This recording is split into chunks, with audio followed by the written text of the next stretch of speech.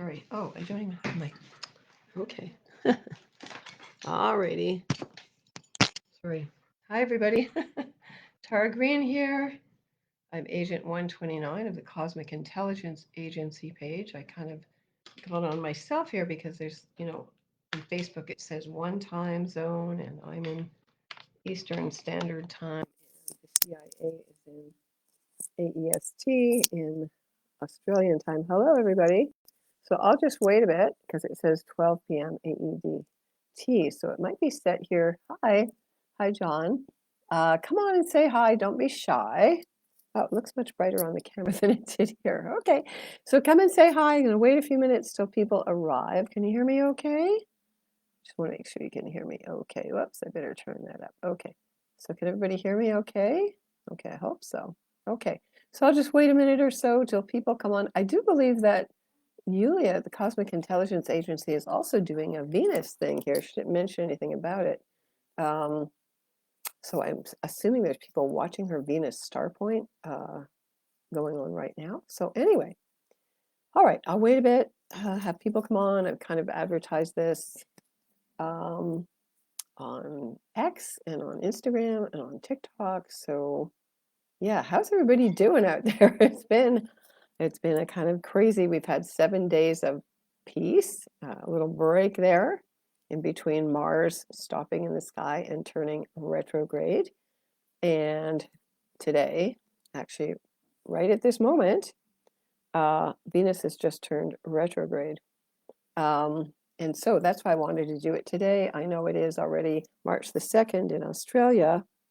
Okay, Cosmic Intelligence Agency just mentioned me, apparently. So I'm wondering if people can see me or not. Hang on, I only see one person here. And there should be more. Okay, hold on a minute then. Okay, it says there's more viewers, but you're being shy here. Don't be shy. Come on, come and say hi. I need to know where you're from. Come and say hi. And again, I'm going to wait a couple minutes till people head over here. Yes, so Venus turning retrograde today. It's going to be a crazy month, like what isn't going to happen in March, okay? Because Mercury is also going to turn retrograde with Venus, and I did some research about that, and apparently it's so rare for Venus and Mars to turn retrograde at the same degrees at the same time, and it has happened about 20 times, but not since the year 200 something. So really, I think there's only been 20 times previous in a long time. Hi from central Mississippi, way down south there.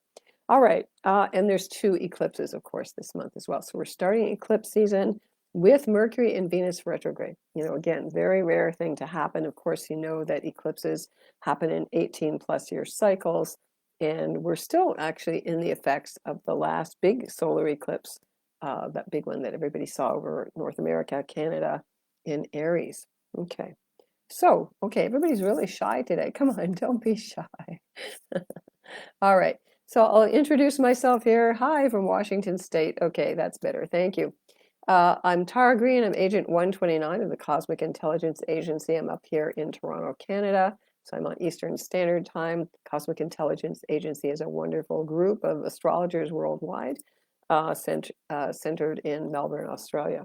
Okay, so the way this works, I'm going to talk about all the major astrology aspects for the month, going over all the major ones. And then I'm going to pull my tarot cards, and I'm smudging everybody right now.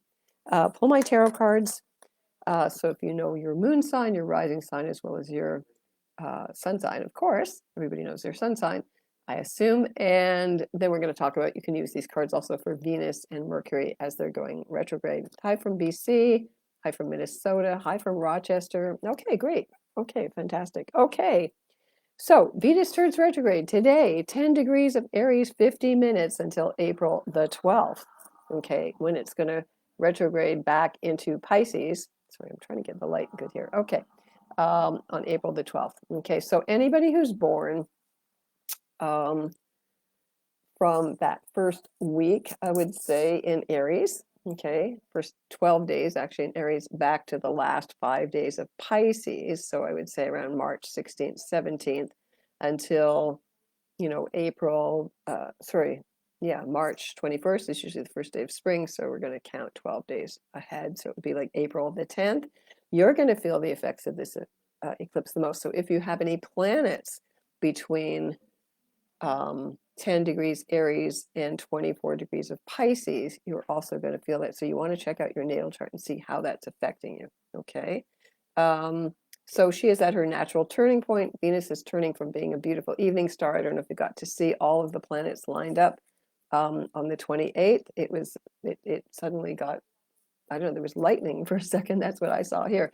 But if you got to see that, that's also a very rare occurrence. And then Venus will start moving backwards slowly and to turn from the evening star into the beautiful morning star. Now, when Venus is in her evening phase, she's considered to be in her goddess, her feminine, her lover's phase. And as Venus turns retrograde and moves to the morning star, she then turns into the warrior goddess. So that's very ancient Venusian mythology.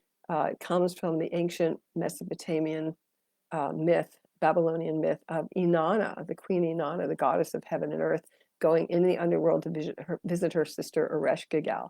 And it's an archetypal story of death and rebirth. Okay, so every time Venus goes retrograde from whatever sign, whatever phase she's in, even, it is always a death and rebirth. We're moving backwards, we're dismantling, again, from Aries, the defenses, the new beginnings, back into releasing, back into our feelings. Okay.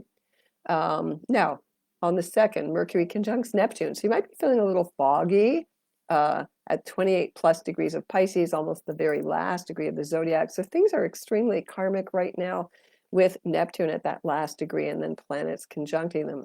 That happens at 8:22 a.m. PST, 11:22 a.m. EST, and 4:22 a.m. GMT. Great for channeling, great for meditating, great for envisioning, great for creative work. Okay, also on the 2nd, Pisces squares Jupiter. That's always a lucky aspect. So Jupiter rules Pisces traditionally. I do modern and traditional rulership, so it's very good. If you're a Pisces, it's at 12 degrees Gemini, so any 12 degrees Gemini, Virgo, Sagittarius, and Pisces get some nice energy there. That's at 10:19 p.m. PST, 1:19 p.m. EST, 8:19 p.m. GMT. And again, that squares the U.S. rising sign at 12 degrees of Sag. So Jupiter is actually sitting right on the U.S. descendant. And so that's why things are very loud and whatnot. I'm not going to get into the politics. Interacting with the world, Jupiter is doing that. Okay, and Jupiter rules international affairs. All right, March the 3rd, Mercury enters Pisces. So Mercury is going from being very detached. Wherever Mercury is, that's our minds, that's how we communicate, that's how we think, that's how we analyze. Now, when Mercury's in Pisces, our minds, our analytical minds, and our intuitive minds are connected. So, sorry, Mercury enters Aries. Did I say Pisces? Okay, so Mercury's moving from Pisces into Aries. So it's new beginnings, new ideas, new initiatives. Okay, so that's Mercury entering Aries at 1:04 a.m. EST, 4:04 a.m. EST, and 9:04 a.m. GMT. On the 7th, the Sun trines Mars in Cancer at 17 degrees, 9:13 p.m. PST, and then the next day at 12:13 a.m. EST and 5:13 a.m. GMT. Sun trine Mars is, really empowering for family issues. It's very watery. You're going to feel very emotional. Your stomach can feel very upset as well. On March the 9th, the dreaded daylight savings time occurs at 2 a.m. So I am going to Sedona, actually, Arizona on March the 3rd, where they don't do daylight savings time, but most of the rest of North America does and the rest of the world. So actually everything, in GMT moves back an hour or so. We have to watch those timings a little bit more carefully at that time. And I'll talk more about being in Sedona in a bit. Where are we here? March the 9th, Mercury conjuncts Venus retrograde in Aries. So this is when you're going to hear from those texts from those old exes or some weird old messages. They'll reappear. You know how things do that. They reappear. You're going, where did that come from? So finding unexpected treasures. It's Venus. She wills treasures.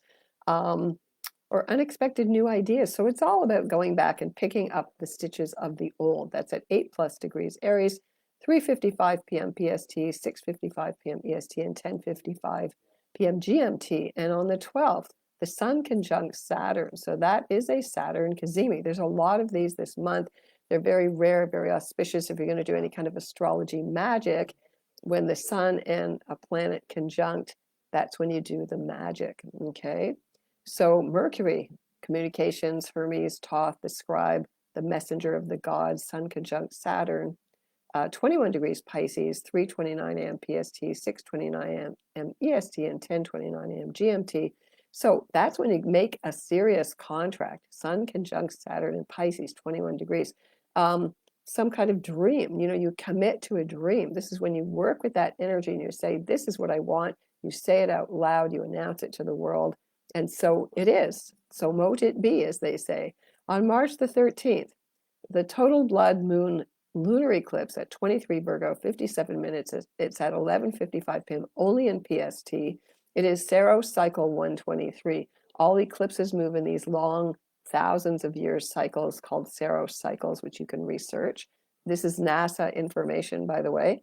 So eclipses are one of the few things where NASA, which hates astrology, and modern and old astrology meet. They all talk about eclipses as being created by the dragons, by the north and south nodes of the moon. So if you go check out Saros cycle for this eclipse, Saros cycle 123, total blood moon, lunar eclipse, it'll say it is a south node Virgo eclipse because its south node is Virgo. And the eclipses are what create, the north and south nodes of the moon are what create all eclipses. Now, it's on the 14th, same degree, of course, at 2:55 a.m. EST, 6:55 a.m. GMT. It will be visible in North and South America. So if you're under the shadow of the eclipse, then you get the impact the most. Everybody will feel it, but mostly where you are. Now, I have to warn you that, in pop psychology and pop whatever, astrology and tarot readers, they'll tell you to manifest on a lunar or solar eclipse. You never do that. The tradition is that you shouldn't take a bath, you shouldn't wash your hair. According to Tibetan Buddhists, the effects of all good deeds or bad deeds on a solar eclipse are manifested 1 million times, and on a lunar eclipse 100,000 times. Traditionally, pregnant women would not go out under a solar or lunar eclipse. So, the dragon eating the sun, okay, that's what that's all about. So you want to do positive health. If you're having health issues, Virgo rules health, or work issues, or money issues, which everybody's having because everything's so expensive, you would want to emotionally connect with any poverty issues. It's 23 Virgo, or any emotional, it's always in the body. What is your body telling you?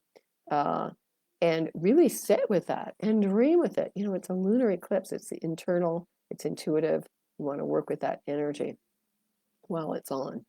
The lunar eclipse is a full worm moon, and it will be a blood moon. Okay. Now, the tarot card for that is the 10 of Pentacles, or discs, or money, honey. Okay. Now, March the 14th. So anybody who has any planets around those degrees in Virgo, it has to be very tight. Traditionally, you would have to have a planet at 22 degrees, 23 degrees Virgo for that eclipse to impact you directly, but I also use squares. So any squares to 23 Virgo, Sagittarius, Pisces, Gemini will get that hit the most. Okay, so on the 14th, the Sun sextiles Uranus. So again, expect unexpected, weird hacking, cryptocurrency, innovations. Sorry, now that's in my eyes. Okay, 24 Taurus, conjunct the fixed star Algol. That's at 5:16 a.m. EST, 8:16 a.m. PST, 12:16 a.m. GMT.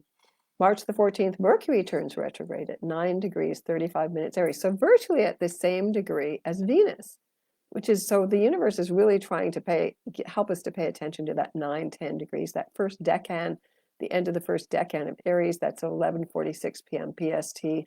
On the 15th at 2:46 a.m. EST, 6:46 a.m. GMT, until April the 7th. So while Mercury and Venus are both retrograde, that is going to be quite havoc producing, of course. So I would lay low right now, especially when they go back into Pisces. Okay, so retracing your steps, any new beginnings in any degree, going backwards. Okay, rewinding. Now I have to say though that for people who are born with Mercury retrograde, this is a good time for them, but you got to remember the world does not work very well under Mercury retrogrades, and Venus retrograde is also, these are all natural cycles. These are rest and renewal cycles. Okay, so you want to slow down. If you could book off time, that would be great. So it's an inward turning time where we're reviewing everything. The symbol for Retrograde is a big capital R, a little X. That's the prescription for good medicine. Okay, so now, never a dull moment. March 19th, the Sun conjuncts Neptune at 29 degrees Pisces, the very last most karmic degree of the zodiac, at 4:25 p.m. PST, 7:25 p.m. EST, 10:25 p.m. GMT. It is very karmic. This whole period is about letting go, endings of major cycles. Okay, 2025 is a big transition year where there's a big preview of the 4 planets moving into new signs. They'll stay there for good, more or less, in 2026. March the 20th, it's the equinox. Aries enters the sign, the Sun enters the sign of Aries. That's the International Astrology Day. We usually celebrate on that day, 2:01 a.m. PST, 5:01 a.m. EST, 9:01 a.m. GST. Of course, it's spring here in the Northern Hemisphere, and it's the start of autumn in the Southern. So that's always a big day, big power gateway. Again, 0 degrees of Aries. The Sun at 0 Aries, the planets are all going to hit that degree. It is very much a new beginning. Okay, so things have to end. Sometimes we have to be pushed to our limit. That's Pisces, the illusion, delusion, projections, all of that stuff, debt, glamour, oil, all of that Pisces stuff, mental illness, jails, fear, paranoia, it's death, it's a rebirth, we're in it. So March 22nd, Venus has a cazimi, a golden blessing. Venus sits in the heart of the Sun when she's retrograde.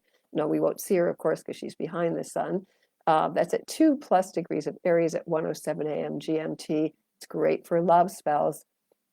It's auspicious, Venus in the heart of the Sun. It's on the 24th. Sorry, I've just done, 22nd and the 23rd. Okay, now the next day, Mercury sits in the heart of the Sun. This is very powerful. Have these 2 days. It's like, really, I would just be doing ceremony for 2 days. Mercury cazimi with Mercury retrograde at 4+ degrees of Aries. So again, 2, 3, 4 degrees of Aries. If you have any planets there, you're going to get the full impact. Now, a cazimi, when a planet is right in the heart of the Sun, is very, very tight orbits, only 17 minutes in total. So the planet has to be really in the heart of the Sun. Otherwise, it's considered combust or burnt up by the Sun. So that one, Mercury cazimi, searching for a heart of gold, 12:48 p.m. PST, 3:48 p.m. EST, 7:58 p.m. GMT. It's great for, again, writing, going back to creative arts projects, re-editing a film, a movie, an idea, a poem, a piece of art, right? I will be doing the readings, yes, after I get through this. March 26, Mars in Cancer squares Chiron at 21 degrees. That's at 1:13 p.m. PST, 4:13 p.m. EST, 8:13 p.m. GMT. On the 27th, Venus re-enters Pisces at 1:41 a.m. PST, 4:14 a.m. EST, 9:14 a.m. GMT. And then Venus conjuncts Neptune on March 27th. That's one of the most beautiful, romantic, artistic, creative, karmic releasing, forgiveness, compassion, great time to really, really let go. Okay, 1:56 p.m. PST, 4:56 p.m. EST, 9:56 p.m. GMT. Really releasing spiritual, money, beauty, feeling unloved, all of those blocks. Big day to do that. And I will be doing that in Sedona, Arizona, and I'll let you know. So you can join me. March 29th, partial solar eclipse, new moon in Aries, 9 degrees and no change. 3:58 a.m. PST, 6:58 a.m. EST, 11:58 a.m. GMT. It's part of Saros cycle series 9, New North. The Saros series is, according to Bernadette Brady, a famous fixed star astrologer, is physically expressive, so it requires a lot of effort and may accompany accidents or violent events. So be forewarned. The advice is to undertake physical activity, but with caution. And it's visible in the northeastern US, eastern Canada, Greenland, Iceland, most of Europe, northwestern Russia, and North Asia. So you will be getting that impact. It's very fiery. It's a new beginning. Tarot cards are the 2 of Wands. And then Mercury conjuncts Neptune at 29:59 Pisces. Again, on that day as well, 7:47 p.m. PST, 10:47 p.m. EST, 3:47 a.m. GMT. And on the 30th, Neptune enters Aries. This is for the first time since 1861. That's at 5 a.m. PST, 8 a.m. EST, 1 p.m. GMT. This is very, very important, okay? This means that Neptune's coming to an end of where it was when it entered Pisces in 2011. And my take on it is that everybody's going to be shocked awake, like a big fiery, it is the Big Bang degree, you know, wake up people, you've been sleepwalking since 2011, and they're going to be angry. So I always think of that quote from that movie Network, like, I'm mad as hell and I'm not going to take it anymore. So yes, that starts March 30th. So again, 0 Aries. The cosmic message couldn't be louder. Okay, so now we're going to get to the part that you've been waiting for. So what I do here is I have my special crystal, and I'm going to smudge my crystal, and I'm going to smudge my tarot cards, and I'm using 2 decks here because especially with the retrograde planets, I'm going to use my Thoth deck here, and then I'm also going to use, my intuition said to use the Muse Tarot, which is a very nice modern take because it's all about new things. I don't know, can you see that? It's hard to see it. Okay. So somebody just said hi, and I'm saying hi back. Okay, so if everybody's ready, I'm going to start with Aries. You're going to have to be patient. I will go through all of the signs, okay? So I'm going to smudge those cards there, and then I'm going to take my crystal, and I'm going to tune into Aries. Now, of course, Aries is going to get all of the action, very much so. So all of you Aries people, or anybody with any planets in Aries, especially at the beginning of Aries, you know, this is your time to shine, okay? So you get the card of the universe here. So the number 21 in the tarot, the universe, is the last in the sequence of cards. And so it is about endings. It is about, you've gone through the whole journey. You've been through whatever ups and downs, death, losses. The tarot is an archetypal symbol from 0 to 22. The Fool is 0. It's also 22. This is the last of the cards in that regular sequence. Gone through all the ups and downs from choosing to be the Fool, to re-enter incarnation, and all the stages all along, meeting the devil, the tower, the sun, the moon, and then here, the universe. This is Saturn. So this is where you take karmic responsibility. I've learned everything I need to learn, and then I'm ready for the new. Now, people are afraid of the new, but that's where we're going. So better get ready for being a whole new you. It can be very liberating.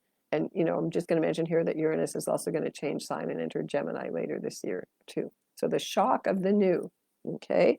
So you get the universe, okay? Now, let's give you another helping card here, Aries. So Aries, moon, rising sign.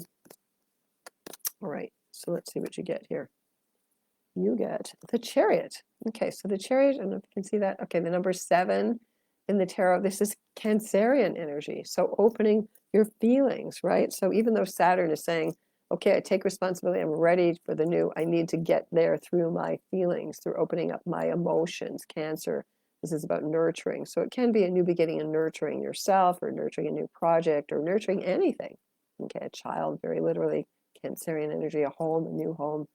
All right, so Aries. So that's what you get. Okay, so now Taurus. All right, so you can let me know what you have in your signs there. It's always nice to see people interacting. So Taurus, okay, Taurus, you get the Hierophant. Now, it's always very nice when the cards that represent the sign that I'm talking about show up in there. Here's the synchronicity. The Hierophant, the number 5 in the tarot. I know the Pope is kind of dying there. I don't know if he's recovered or not. Represents the Pope traditionally, or the Hierophant, or the High Priest. It's the masculine aspect of someone who's a spiritual mediator. The number 5 rules the throat chakra. Of course, it's Taurus energy as well. So Taurus, where do you need to clear your throat chakra? It's a power center. It's related to your root chakra. Stand your ground. What do you have to say? What are you going to be willing to fight for? Okay, your values. Now, Venus rules values. It rules Taurus and Libra. So as Venus moves retrograde, again, those signs are going to be most impacted. And also when Mercury rules, sorry, I can't talk. Mercury rules retrograde. Excuse me, Gemini and Virgo are going to be the most impacted because it's your ruling planet. So Taurus, this is going to be a hard time for you, a testing time. The number 5s are traditionally obstacle times to get you to step up. And this is exactly what this is about. All right, so Taurus, let's see what else you have. So Taurus, besides being the Hierophant, so it's like you're the one who has to connect with your own gut instincts, your spiritual higher self there. Nobody else can tell you what to do. Okay. And you get the Hangman here. Okay, the Hangman in this deck, the number 12. So again, you can see it's a very non-traditional deck. It's a very beautiful deck. So it's about surrender. It's about don't fight it. You know, whatever shows up presents itself physically. Actually, Taurus is very physical. Could be money, could be a relationship, could be anything, a situation, and you have to surrender. But don't be a martyr, okay? Because, you know, Pisces is the sign of the martyrs. Venus is going to go back into Pisces. Venus rules your sign. And then Taurus, you know, actually has to do with being very solid and very embodied. So don't be a martyr, okay? Don't fall into your addictions. Don't get lost. Don't get deluded. Don't try to hide, okay? I mean, the Hangman is a very complex initiatory card, okay? So when you surrender and trust that the universe, that's what the Hierophant is all about, listening to your higher self. Okay. All right, so Gemini. Let's see what Gemini's got there. All right, so Gemini, you get the Empress. So the Empress, the number 3, is very creative, very fertile. She's usually shown as a pregnant woman. This is Venus. So Venus is going to have a very strong impact on you. So this could be a return to an old friendship, lover, creative project, stuff with your mother, going through mom stuff, inner child work, creative projects, money, all of that beautiful stuff that Venus represents. So as Venus goes retrograde, it would be important for you to reflect on things, reflect on your relationship with your mother. You might be angry at her. As Venus goes back into Pisces, it's about compassion and forgiveness. So this could be a big healing time for you, Gemini, okay? And Venus rules money. Again, look over your finances, your budget. Are you overspending? Where do you need to tighten it up? Okay, so Gemini, let's get another card for you too. Okay, somebody's showing me their big 3 there. Okay, great. All right, so this is the Death card here. Very interesting Death card here.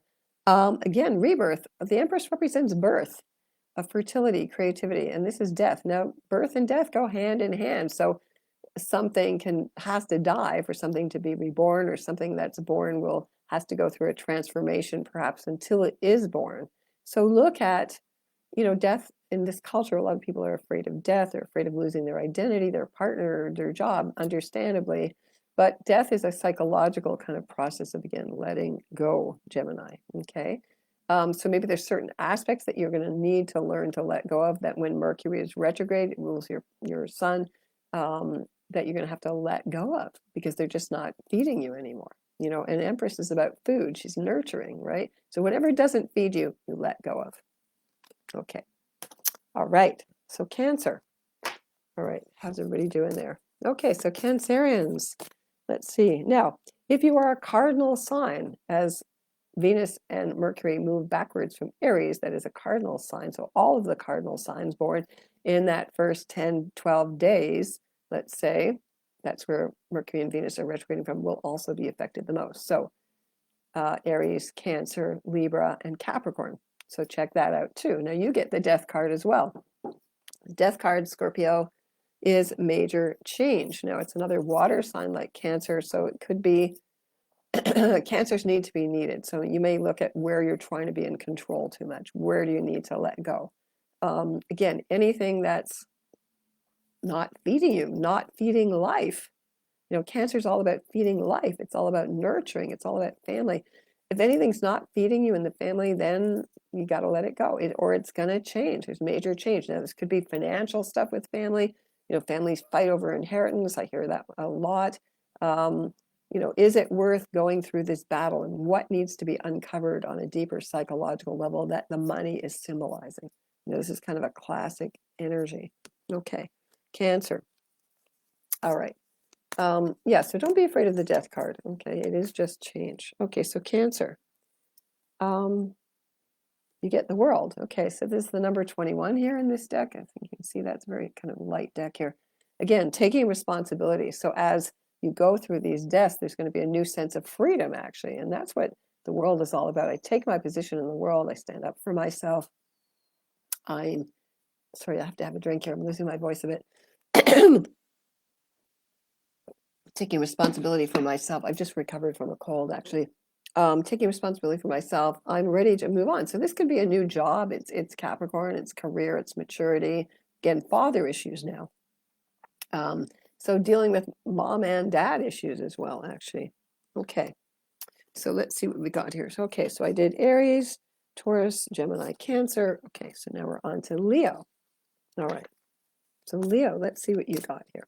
So again, if you have any planets in Leo, you get the wishing card. Now, I do leave a couple of extra cards here just to change it up a bit. So this is the most beautiful card in the deck. So Leo, this is the wishing card. I get to be your fairy godmother and give you 9 wishes.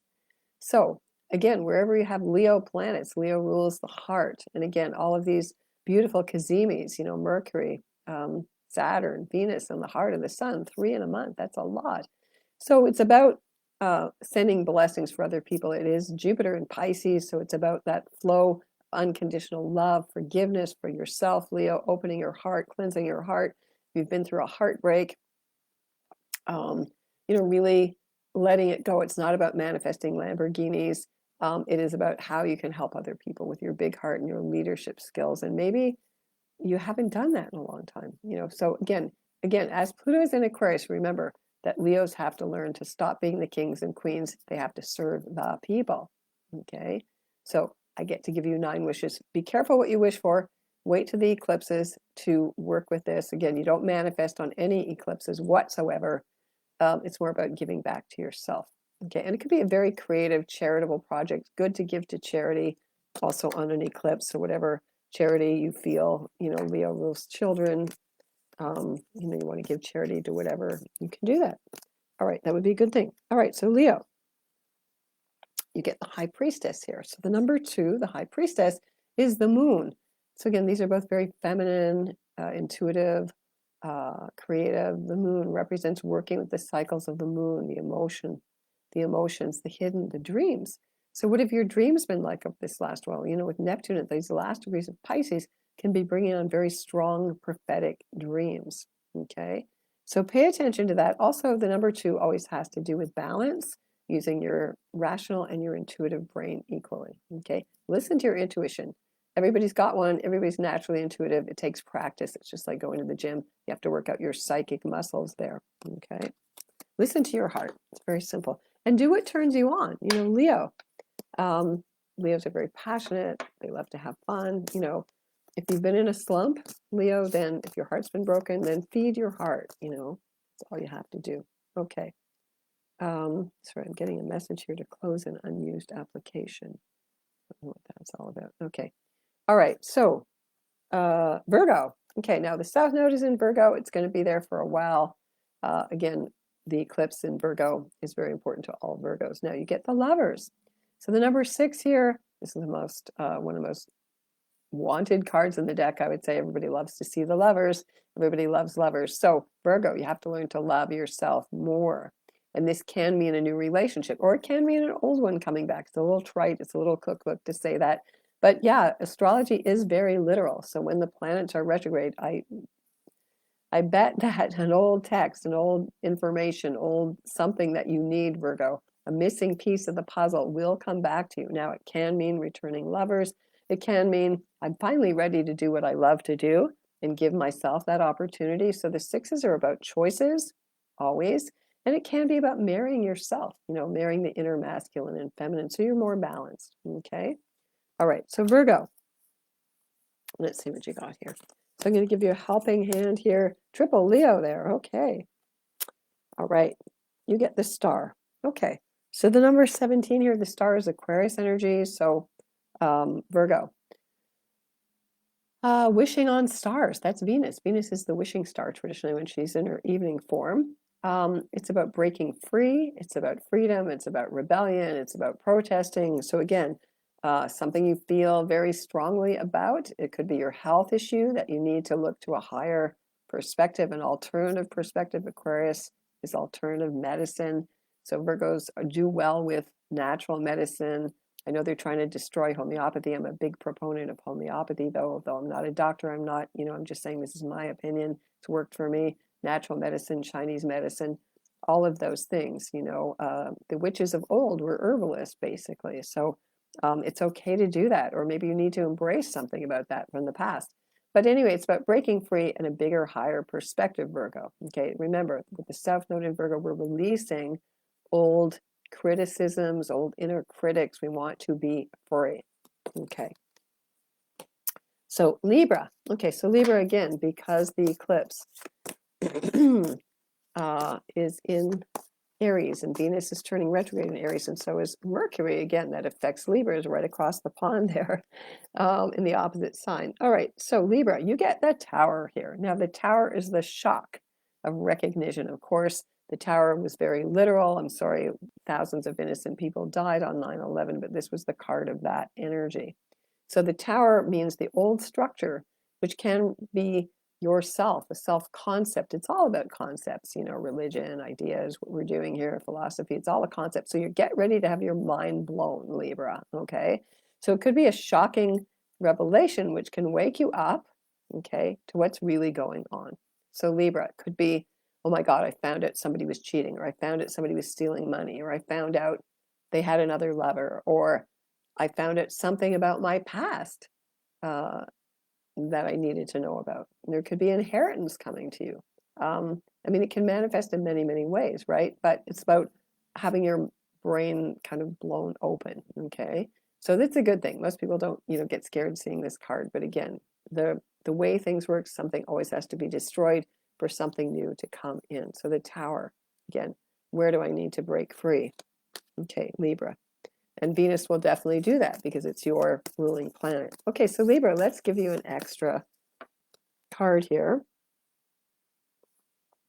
And you get 2 towers. All right, so this is the Tower. This is the Tower in this deck. You get 2 towers. Well, I think there was a J.R.R. Tolkien book called that. So maybe you're in the second journey back in Middle Earth here.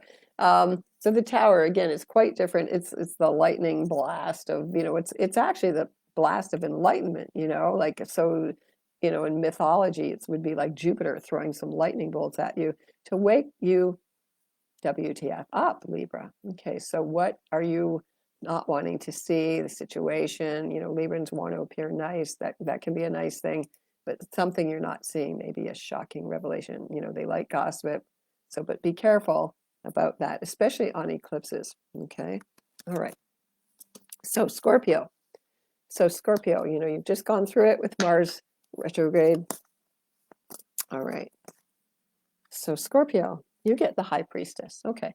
So the number 2, again, this requires balance, and it's like looking in between. The High Priestess holds the veil between the worlds. So a revelation, you know, Scorpios love to dig deep. They love to get into the dirt. They love the tea. They got to find out what's going on. So this could be the time when you get a big revelation about something that's emotionally valuable to you, Scorpio. Again, the moon always relates to your mother, family, women, things like that. All right. And listening to your dreams. Sorry, I have to take a little drink here. Scorpio. So pay attention to your dreams. It can be an initiation by the moon. So especially the lunar eclipse here could be a big time of revelation for you, of inner wisdom, of inner knowing. You always have to trust your intuition. If you trust your intuition and you know that totally, 100%, nobody else has to validate anything for you. So Scorpios like to be very, you know, solid and sure of themselves. So this can be even more of that. And so that can be a really good thing too. And it's all good. Even if it seems like destruction and loss and all that, it's all going to get you to the next level. There's no way out of that. All right. So you get the Hierophant here. It's quite a beautiful Hierophant here, if you can see that one. All right. So Scorpio. Again, the number 5 here, which is Venus's number. You know, she makes her 5-pointed star, the upward turning pentagram, the symbol of paganism, because they worship Venus in her 8-year cycle. And she is going to make her one of her star points now. You know, Yulia, who's the CEO of Cosmic Intelligence Agency, she's become quite an expert on this. If you want to delve deeper into Venus, you would look at Ariel Gutman's book. She coined this term, Venus star point. So the Hierophant, the number 5, working with love, working with harmony, working with the arts, creativity, Scorpio. So you want to express yourself, express what's in your soul. This can be a great form of therapy for you, actually, to help you reveal some hidden things, some deeply emotional things. You know, the moon, again, things from your childhood need to heal. Learning to listen to your own authority on a deeper level as well, I would say. Okay. All right, so hidden things coming forward. Scorpios love mysteries, right? Okay, so Sagittarius. All right. Sagittarius, you get the Fool. Okay. So the Fool is always an absolute new beginning, Sagittarius. I'm a Sag. I'm a double Sag, actually. So be the Fool. What do you care what people think? The Fool is about enlightenment. It's about living fully in the moment, not thinking about the past, not thinking about the future. All that really counts is what you're doing here and now. That's what the present is. That's why they call it a present. So not worrying, being a fool for love, being a fool for what you believe in. And just knowing, you're an old soul. You've been around the block a million times. So what is there really to be afraid of? So letting go of fear. Okay. I'm really feeling that there is a whole new beginning coming here. I feel very good about that, actually, intuitively. So you get the devil, though, Sagittarius. Okay. Maybe it's better the devil than the one you don't. But again, the only thing that's stopping you is fear. So as you're ready to go into this new cycle, this new sense of yourself, Sagittarius, sun, moon, rising, whatever planets, your fear is going to come up, okay, to test you, okay? And basically you should laugh at the devil. Not that there isn't evil in the world, there is, but it's your temptation, it's your projection. It's like, be careful not to get seduced by something, okay? Be very discerning, okay? The Fool is sort of a bit too trusting. It's the inner child, it's the whole child, right? And watch what tempts you, watch where you can sabotage yourself, maybe. Okay. All right. So Capricorn. All right. Let's see. All right. Capricorn. Let's see what you got. All right. You get the card of Capricorn. Here's the devil again. Now these are two different decks, but you can see most of the same kind of cards are coming up, which is significant in itself. So Capricorn, the devil. Okay. Capricorns always get this sense of being the devil because they buy too much into the material world. They're very ambitious. They're old souls. They're born that way.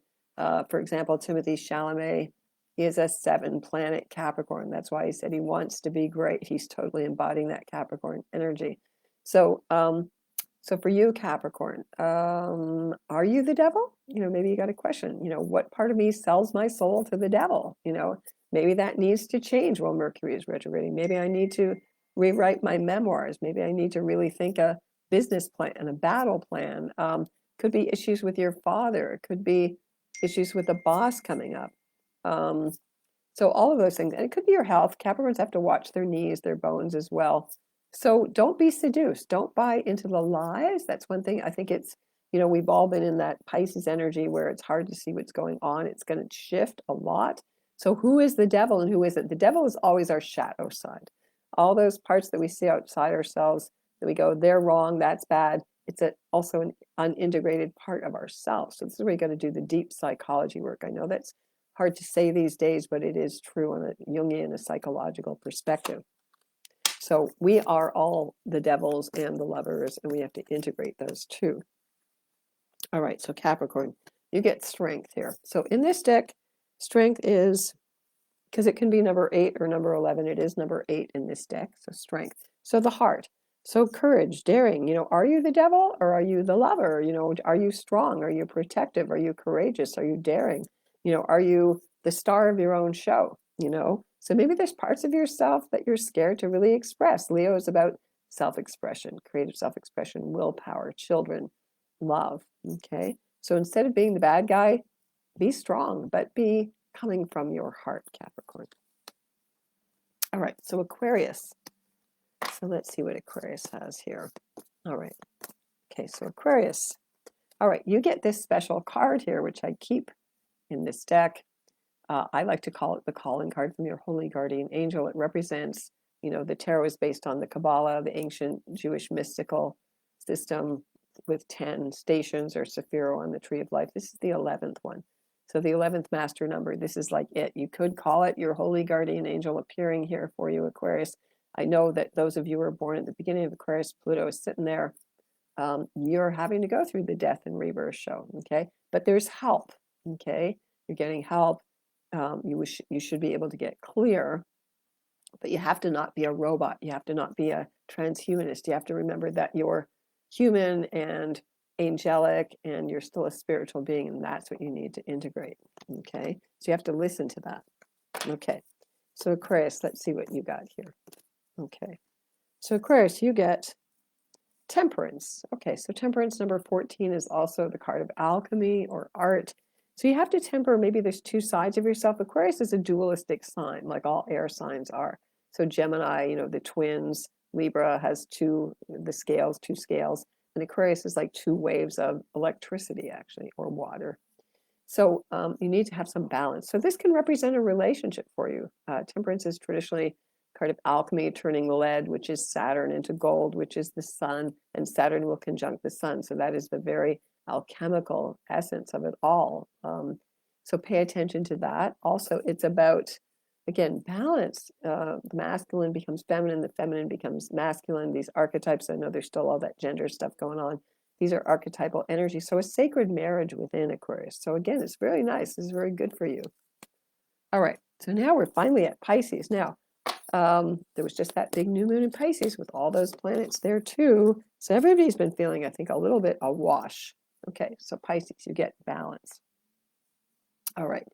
This is the card of relationships, balance, equanimity, seeing things from both sides. So karma. So Pisces is the sign of karma. So this is a very, very karmic time for you, Pisces, especially with Neptune at that last degree and the planets meeting at the last degree. Can be a new relationship for you on the outer based on what's going on the inner. Could be legal issues. This is justice, legal issues that you have to deal with, or speaking the truth, being a sense of, I want justice in the world. I need to speak out about it. Libra's an air sign again. So as Venus is retrograde, you're going to be going back over these values, issues, whatever. Venus does really nicely in Pisces, right? So again, where are you out of balance, Pisces? So again, listen to your feelings, listen to your body. You may need to go to the doctor and get a checkup. Everybody's been feeling kind of exhausted, I know. Whatever you need to do to give yourself peace of mind, Pisces, that's what you have to do. Okay, meditation might be very good for you. So on these new and full moons, big times of endings and beginnings, in some way to find some peace. And then you get the Empress, the number 3. Now this is also Venus. So this is very nice. These are both Venusian cards, right? Libra and the Empress rules Taurus and Libra. So again, this could be money. You are the goddess. Really integrate that. When Venus goes back into Pisces, if you have any unhealed mother wounds or feeling of being unloved for whatever reason, this would be a good time to connect with the Great Mother, the archetype of the Great Mother, Venus, and to take that underworld journey with her, and for 40 days from today till April the 12th, I think it's 42 actually, it can vary, release, go into the underworld and let the old self die so that you can be reborn. The ancients worship Venus above all other planets, okay? So you get to remother yourself. You get to bring beauty into your life. Pisces are very creative, very artistic. So revel in that. Again, mother issues, feminine issues, creative issues. Create like mad. That can be greatly therapeutic for you. So I just want to mention here, I am going to be in Sedona, Arizona. I know I'm in Canada, and Canada's going through this. I don't want to go there. But anyway, I'm going to Sedona. I planned this trip for a while. I'm going to be there from March the 3rd till May the 1st. So Americans, if you're in Sedona, you can come and connect with me in person. I'd be happy to do a reading with you. I'm going to be doing a lot of long distance healing energy there for myself and for anybody else. So if you want that kind of a reading, Sedona's energy amps up everything like 10 times. Everybody moves things 10 times faster. This would be a great time to do this. That's why I'm going there. And it will be doing 2 eclipse ceremonies and whatever is coming up. I'm probably going to be busy doing these almost every day because there's so much going on. So if you want to get in touch with me, I'm at taratarot.com. It'd be good to book those in advance because I'm only going to be doing readings for selective times. I'm going there to do my own work as well. And writing, I'm trying to finish my book on Juno. And join the Cosmic Intelligence Agency. They have wonderful agents, wonderful workshops. And I look forward to seeing you next month from Sedona, Arizona, from the magic of Sedona. Okay, so wishing you all the best. Okay, remember that you're not alone. You're loved unconditionally. And speak to you again soon. Okay, get in touch with me at Tara Tarot. Blessings to you.